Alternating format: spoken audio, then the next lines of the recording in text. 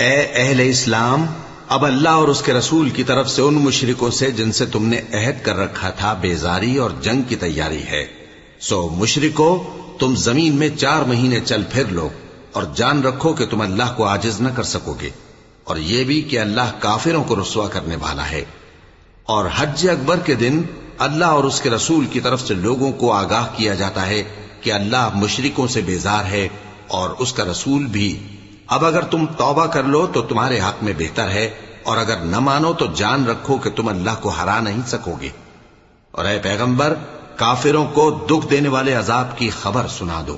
البتہ جن مشرکوں کے ساتھ تم نے عہد کیا ہو اور انہوں نے تمہارا کسی طرح کا قصور نہ کیا ہو اور نہ تمہارے مقابلے میں کسی کی مدد کی ہو، تو جس مدت تک ان کے ساتھ عہد کیا ہو اسے پورا کرو، کہ اللہ پرہیزگاروں کو دوست رکھتا ہے۔ پس جب عزت کے مہینے گزر جائیں تو